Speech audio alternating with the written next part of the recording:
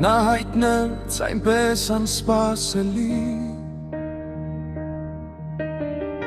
որ սիրտս բաբախեց ուշքի, աչքերը լույս, ժպիտը մեղեթի, ու թվում էր խաղաղություն է բերում իր հետ, քայլում էր նա, կարծես քամին սիրահարվել էր իրեն, քաղցր շարժումով հագեցած, խաղացող մի ջարակ այդ որ շոյում էր օդը, ու իմ ներսում ինչ-որ բան կամաց շողաց,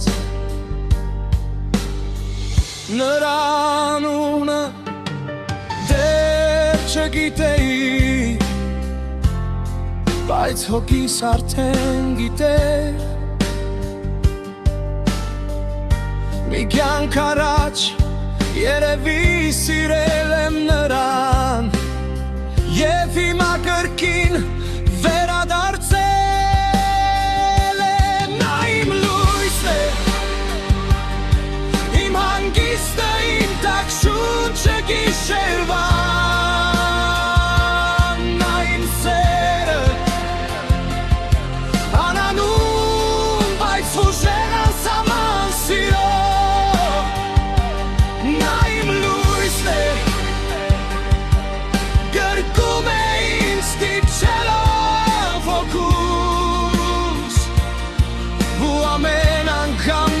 աչքերս փակեմ, նրա անունը դառնում է իմ միակ սկիզբն ու հանգիստ ավարտը, նստեց կողքիս, աշխարհը փոքրացավ, բոլոր ձայները դարձան մեղմ, նրան լսող հանդարտ, նրա շունչը մոտ էր միայն մի ակնթարթ, բայց թվում էր հավերժություն է,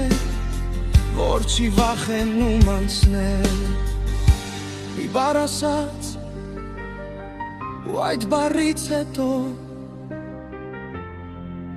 իմ աշխարհը սովորական չմնաց, նրա ժպիտի մեջ միտում կար, որ մշտապես բաց է, մի աշխարհ, ուր ուզում էի մնալ առանց ժամացույցի, երբ նա նայում է, սերը դառնում է ոչ թե զգացում, այլ մի ճանապարհ դեպի ներես, դեպի խորք, դեպի տուն, նա իմ լույսն է,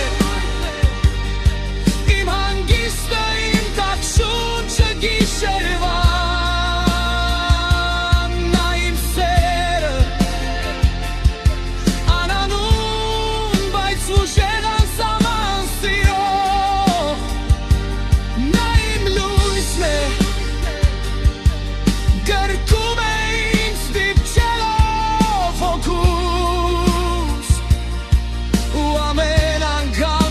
աչքերս փակեմ, նրա անունը դառնում է իմ միակ սկիզբն